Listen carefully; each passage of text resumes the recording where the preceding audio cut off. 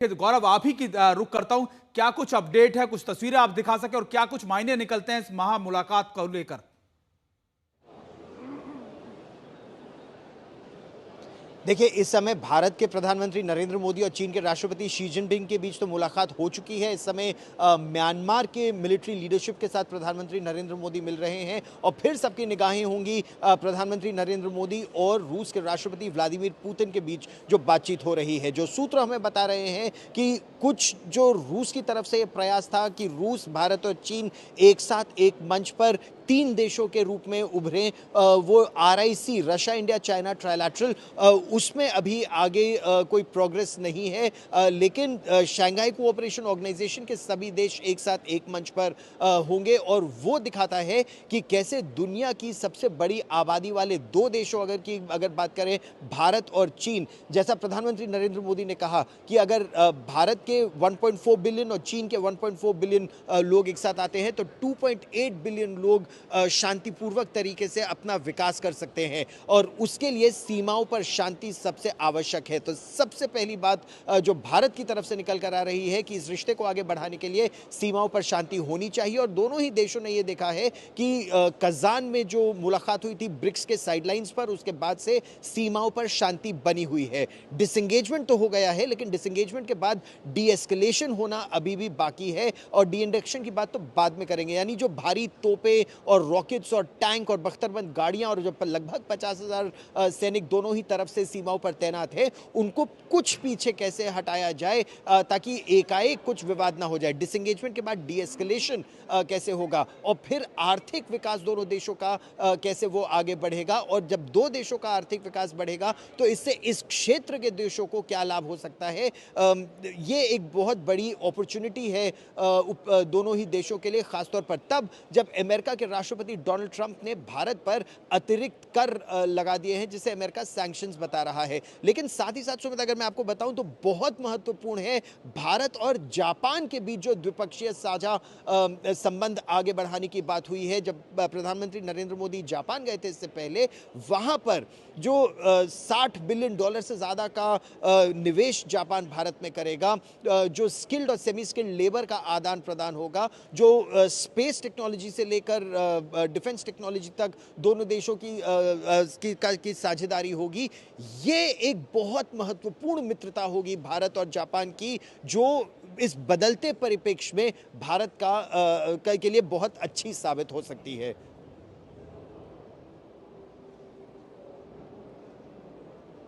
अब से करीब यहाँ के समय के हिसाब से रात के 9 बजे यानी लगभग 6 बजने को जा रहे हैं। इसके 3 घंटे बाद भारतीय पक्ष की तरफ से ब्रीफ किया जाएगा डिटेल में जो दिन भर चीज़ें हुई हैं। और जैसा कि शुरुआत से हम सब कह रहे हैं कि भारत की पक्ष की तरफ से बार बार इस पूरी जो बैठक है उसको लेकर यही कहा जा रहा है कि SCO पर हम फोकस करें। लेकिन देखिए एम्बेसडर डोगरा, आपने तो एक बड़ी अच्छी पुस्तक भी लिखी है, when borders bleed an insider's account.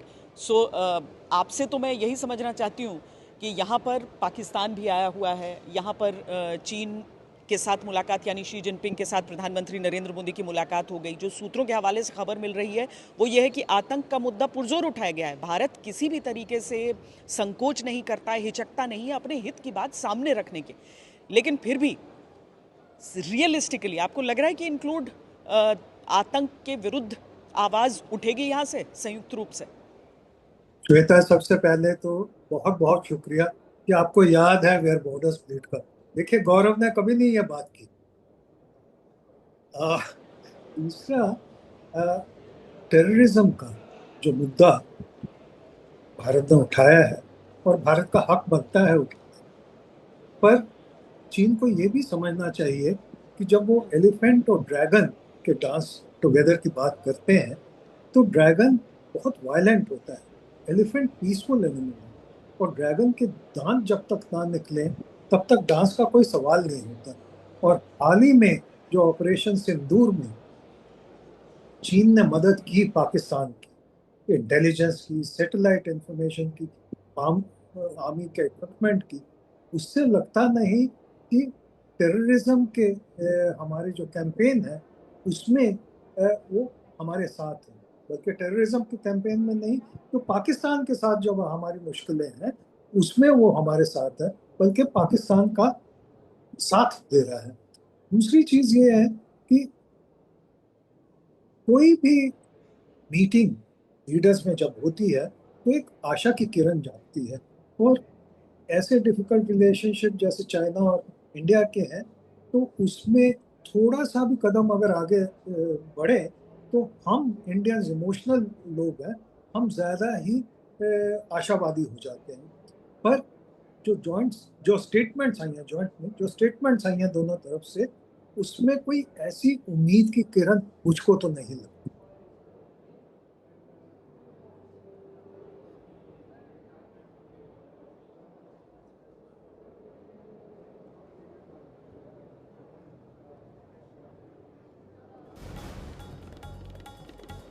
और देखिए लगातार हमारे कई सहयोगी हमारे साथ बने हुए, और देखिए खास बात यह है क्योंकि संजय सोई सर और मेजर जनरल के सिन्हा भी हमारे साथ जुड़े हैं। संजय सोई सर, मैं सवाल आपसे पूछना चाहता हूं क्योंकि आपसे ठीक 5 साल पहले अगस्त के महीने में इन्हीं तारीखों में भारतीय सेना ने एक ऑपरेशन चलाया था, ऑपरेशन स्नो लेपर्ड, जिसमें कैलाश रेंजेस में कैप्चर करने के बाद ईस्टर्न लद्दाख की पूरी परिस्थितियां, पूरी चीजें बदल गई थी। और आज उसी वक्त हमारी डिप्लोमेटिक चीजें भी लगातार एक बड़े टर्न पर हैं, जहां पर हम बहुत चीजें बदल रही हैं। क्या इनको देखा जाए, क्योंकि देखिए भले ही देखिए आप कह सकते हैं कि डिप्लोमेटिकली ये जेस्चर्स बहुत इंपॉर्टेंट हो, क्या मिलिट्री पॉइंट ऑफ व्यू से भी इसका इंपैक्ट पड़ेगा? क्या इन मुलाकातों का, इन पोस्चर्स का, इन मुलाकातों का क्या प्रभाव पड़ने वाला है हमारे बॉर्डर एरियाज को लेकर? धन्यवाद सुमित। इनफैक्ट बिल्कुल आपने ठीक याद दिलाया कि किस प्रकार से गलवान के बाद अब जो मुलाकात हो रही है बहुत इंपॉर्टेंट है। लेकिन एक चीज बताइए, यहाँ जो बातचीत है, जो एससीओ मीटिंग जो हो रही है, बहुत अच्छी बात है। मैं मानता हूँ कि थोड़ा आगे बढ़ रहे हैं, बातचीत का सिलसिला जारी है एक दूसरे के ऊपर। व्यापार है, चीन के साथ जो सबसे बड़ा विरोधाभास है वो हमारा, कि वो सेकंड लार्जेस्ट ट्रेड पार्टनर, सबसे ज्यादा व्यापार इससे ज्यादा हो रहा है, और साथ साथ एक हमारा इसके साथ सीमाओं पर असुरक्षा की भावना भी है। $127 बिलियन का ट्रेड है, और सीमाओं पर अभी भी एक फीलिंग है। तो एक तरफ मैं मानता हूँ आगे बढ़े, क्योंकि एक एक कदम, मैं बहुत ज्यादा उम्मीद नहीं लगा रहा था ये एससीओ मीटिंग से कि एकदम से बहुत ज्यादा गले मिलके और हम लोग हिंदी चीनी भाई भाई हो जाएगा। लेकिन शायद एक दो कदम भी आगे बढ़ेंगे तो एक बेहतर ही होगा। दोनों देश, जैसा कि बताया प्रधानमंत्री जी ने भी कहा कि 2.8 बिलियन लोगों का अगर भला होता है तो ये दुनिया का एक बहुत बड़ी परसेंटेज का भला होता है, पूरी दुनिया की मानवता का भला होता है। लेकिन एक सैनिक होने के नाते मैं ये मानता हूँ, जैसा कि ये बातचीत है, कि हमें चौकस रहना। अगर चीन आज भी सीमा पर अपनी तैयारी बढ़ाता जा रहा है, आज भी उसका इंफ्रास्ट्रक्चर डेवलपमेंट हो रहा है, आज भी वहां पे डिप्लॉयमेंट कम नहीं किए, आज भी वो पाकिस्तान को साथ देता है, यूएन में कश्मीर के मुद्दे पर पाकिस्तान का साथ देता है, आज भी चीन भारत को घेरने की तैयारी में लगा रहता है, कि पाकिस्तान, बांग्लादेश, म्यांमार, मालदीव, नेपाल, इन सब देशों को, श्रीलंका, इनको खड़ा करने की कोशिश करता रहता है। साथ साथ अगर चीन की अपनी विस्तारवादी नीति रहती है तो क्या हम पूरी तरह से एकदम भरोसा कर लें? एक सैनिक होने के नाते मैं मानता हूँ कि चौकसी बहुत जरूरी है। हम बिल्कुल अपने गार्ड डाउन नहीं कर सकते, और साथ साथ जो हमारी सीमा पर डेवलपमेंट है वो बनी रहे, सेनाओं का आधुनिकीकरण बना रहे, और जो हम बाकी देशों के साथ दोस्ती कर रहे हैं वो भी जरूरी है। देखिए गौरव ने बड़ी अच्छी बात की, जापान गए। ये जापान भी एक मैसेज है चाइना को कि तुम अकेले नहीं हो, कि आज यूएस के साथ हमारे संबंध खराब हो रहे तो हम खाली आपके ऊपर डिपेंडेंट हो रहे, बगे आ रहे। जापान है, इसके अलावा बाकी साउथ चाइना सी में बाकी देश है, कि वियतनाम, इंडोनेशिया, जापान, ऑस्ट्रेलिया, इन सब के साथ भी भारत ने, फिलीपींस, इनके साथ हमारे अच्छे संबंध बने हुए हैं। तो चाइना को भी मैसेज है कि आज भारत बात करता है तो ताकत से बात करता है, और ये बात निश्चित है कि डिप्लोमेसी अगर आती है तो ताकत से ही आती है। अगर आप कमजोर हो तो आप डिप्लोमेसी नहीं कर सकते। सुमित, बिल्कुल, हमारी सहयोगी श्वेता सिंह भी हमारे साथ जुड़ गए। श्वेता, इस आप फहरिस्त लगातार में जब जी। हम नाम लेते हैं देशों की, तो इसीलिए हम ये देखते हैं कि रूस, चीन, इन सब से यहाँ पर हम जब बात कर रहे हैं चीन की, चीन को जिस तरीके से देखते हुए, यानी कि जो उससे व्यापारिक मुद्दे, जो अर्थव्यवस्था के हिसाब के मुद्दे, जिसमें चीन अपनी तरफ से स्पष्ट तौर पर कह देता है कि हम प्रतिद्वंद्वी नहीं है, हम सहयोगी हैं, बोलने की बात होती है प्रणय, ये भी समझ में आता है।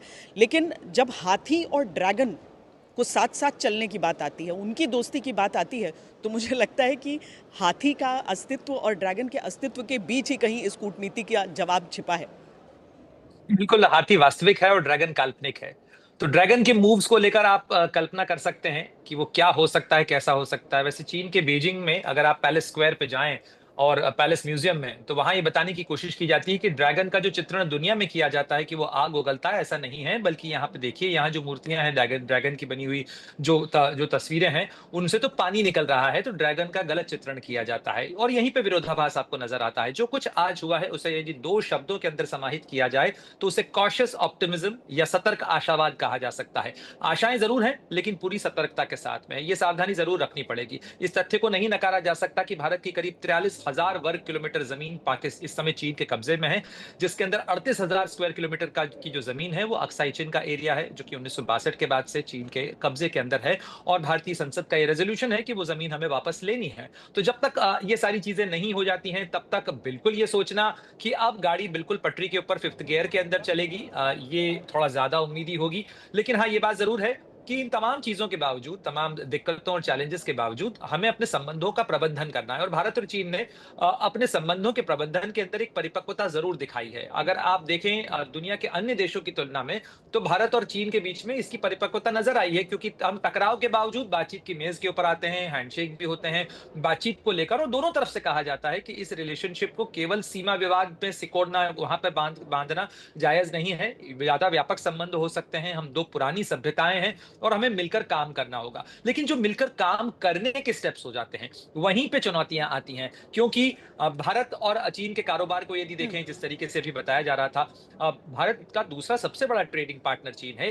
लेकिन 113 बिलियन डॉलर का जो है, 113 अरब डॉलर का जो व्यापार घाटा है, उसके अंदर हमें यह देखना होगा कि इस व्यापार घाटे के अंदर भारतीय उत्पादों को उतनी तवज्जो और तरजीह चीन के मार्केट में अगर नहीं मिलती है, तो फिर वो एक समस्या का सबब है। अगर बॉर्डर के ऊपर चीन अभी भी ये कहता है कि आप बॉर्डर से अलग हटके देखिए, आप बॉर्डर पे सीमित मत रहिए, आप रिलेशनशिप का ज्यादा व्यापक दायरा देखिए। लेकिन जिस देश ने अपनी जमीन खोई हो, जिस देश को अपनी जमीन की सुरक्षा करनी हो, वो ज्यादा व्यापक दायरे में नहीं देखेगा। उसे सबसे पहले तो अपनी हदों की हिफाजत करनी है। और यहीं पे इसके विरोधाभास जो हैं वो सामने आते हैं, श्वेता।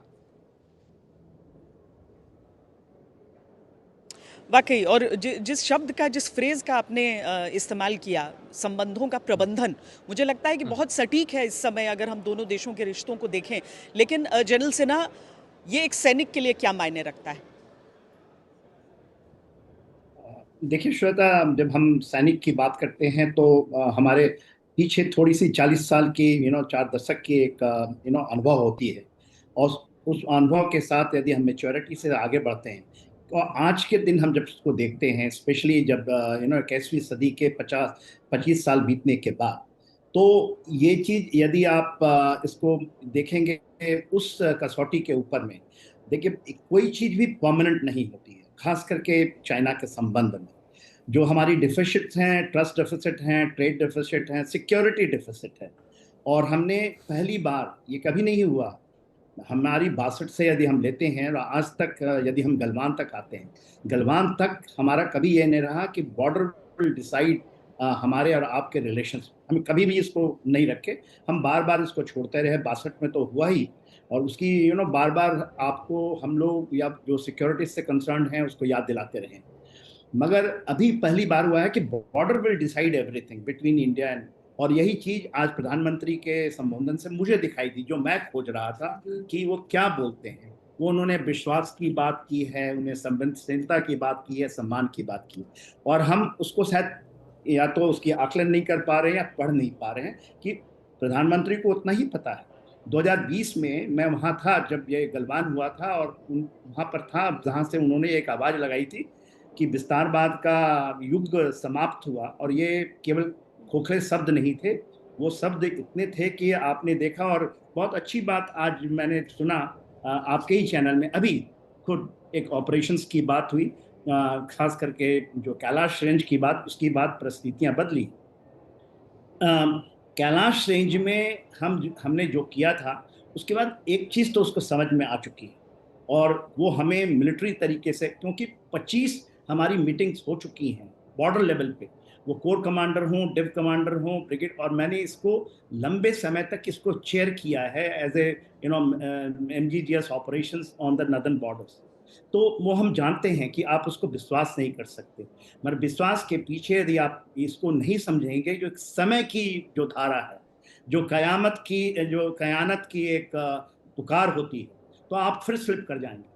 केवल पीछे बातों को लेकर के बैठे रहना, वो आपके पीछे रहे, मगर कहना कि हम नहीं कर सकते, ये कभी नहीं हुआ है।